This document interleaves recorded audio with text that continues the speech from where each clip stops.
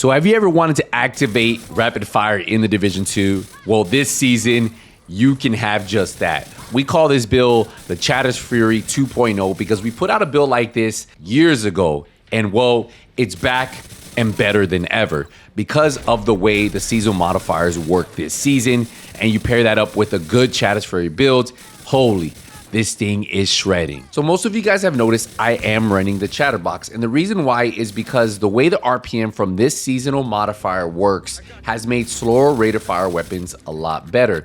And we all know the Chatterbox initial rate of fire is a little slow, but with an additional 30% rate of fire that you can get, we're sitting at 1,105 RPM, and that's not including the Chatterbox talent, which really makes the Chatterbox shine.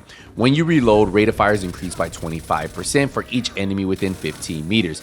Now, this can stack up to 5 times, so if you have 5 enemies, that's why this just absolutely obliterates. Now, if you notice, kills refill 50% of your magazine, so you have to be careful about spamming the weapon, but you can actually get a ton of insane amount of survivability because you never have to reload. Now this comes with crit chance, 10 rounds in the magazine, 10% weapon handling, and 15% critical hit damage.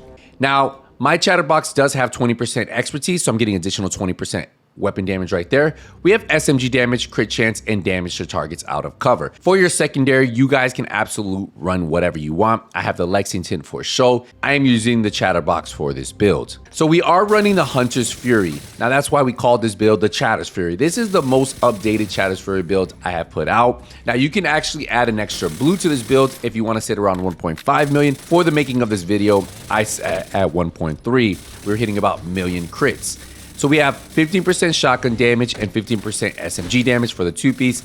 The 3-piece gives us that 20% armor on kill. Now, you pair that up with the gunner class, that's 30% armor on kill, plus 50% health on kill. Now we go to Apex Predator. Enemies within 15 meters receive a debuff, amplifying your weapon damage against them by 20%.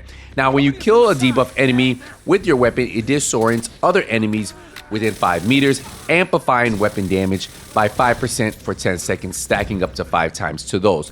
So that's why Hunter's Fury on this build has been an absolutely insane combination with the Chatterbox. If you go over to our stats, you'll see we have weapon damage, crit damage, critical hit damage mod. Now, if you want to go for 1.5 million armor, what you're going to do here is you're going to put on a blue and go with armor or critical hit damage. That's up to you. For the chest piece, I went with the Grupo Sombra chest piece for the 13% critical hit damage. We have weapon damage, crit chance, crit damage, and a critical hit chance mod right there. Obviously, we have Obliterate on her. Critical hits increase total weapon damage by 1% for 10 seconds. So that's going to give us a total of 20% extra weapon damage on the build. We are running our second piece of Hunter's Fury, which will be the holster, and we have armor, critical hit damage here. For our knee pads, we have our third piece of Hunter's Fury. We have weapon damage, critical hit damage. And then our fourth and final piece of Hunter's Fury is going to be the gloves, armor, critical hit damage. And then you might have noticed we do have the stack. So we do have the Memento backpack with weapon damage, armor, skill tier, and critical hit damage. So this is actually one of the better survivability pieces for you solo players. Every time we pick up a trophy, we're getting 20% weapon damage.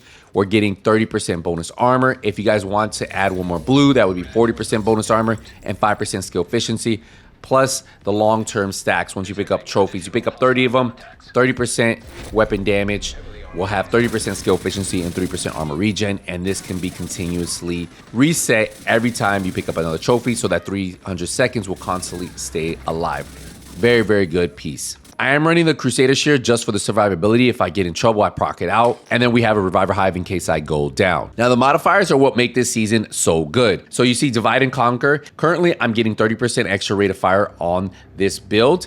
I'm also getting 25% extra current damage. Now, this all can fluctuate, but ideally, most of the time, you'll have close to 30% rate of fire. Whether you have a bunch of zones contested or not, the damage bonus will fluctuate based on how many shade zones you have. So that's what's really cool about this. What you could do is capture a map, do all the missions with all of these bonuses, which is cool. So for my modifier, I am going with Sanitation, which is my favorite active modifier at the moment. I currently maxed mine out. It's at level 5. Level 5 is the max for your active modifiers. Now, why this one is good is while modifier is active, each unique enemy set on fire adds 1 stack of Sanitation, which grants extra damage to burning enemies up to a maximum. Now, 2 stacks for each enemy currently burning. Now that's going to repair my armor, See, so we're getting repair armor back 2 for every second. And then 3 stacks critical hits inflict burning on enemy. So you can see right here, my damage stack is 7%, duration 55 seconds, cooldown 45 seconds, explosion radius 20 meters, max stacks 10,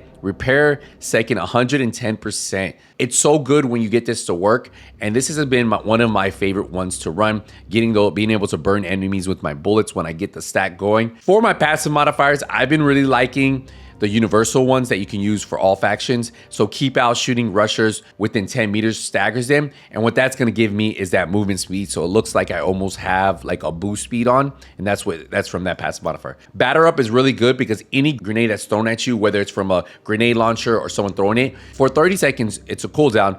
Within 5 meter view is destroyed. So you won't get put on fire or whatever. So this helps out a lot. Rupert's Tear is honestly absolutely insane. When you break any piece of a tank's armor, all the other armor pieces are broken. That means no more bullet sponging. Focus on armor piece, break it, and boom, all his other armor pieces are going to break. But yeah, those are the 3. There are a ton of different passive modifiers you can run this season. Pick the one that works for you, but those are the ones I enjoy this season. Stats, we have 56% crit chance, 156% crit damage, 70% headshot damage. We're getting 386 armor on kill, sitting at 1.2. Again, if you guys want more blues, you can add that, and that way you can have a little bit more survivability. Again, 1.3 million, 1.5 million. I feel like that is the sweet spot for this build. So if you guys want to run 1.5, that's perfectly fine.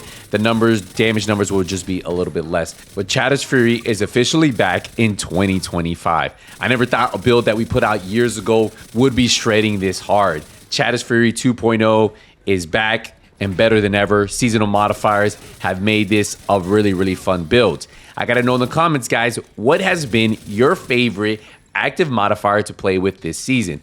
I feel like there's so many really cool passive modifiers, active modifiers that can make builds feel unique in their own way. And I'm sure most of you guys are gonna start putting your own flavor on your own builds. Remember, guys, we have been streaming over on Twitch. You can earn those rewards. You guys have up to September 23rd. We will be live later today. So if you guys haven't followed me over there, drop a follow. Our streams have been going about 10 to 12 hours, sometimes even later in the evening, depending how I'm feeling. So if you guys want to go over there, twitch.tv/NothingButSkillz, and you guys can start earning your drops later today. And if you made it this far, let me know in the comments. One more thing. What has been your favorite weapon to use this season with the increase of rate of fire and that weapon damage if you've been able to capture those control points? But that's going to wrap up this video. Hopefully you guys enjoyed this build. Chatter's Fury. See you guys in the next one. Hey, Nothing But Skills is out. The armored hostile detected.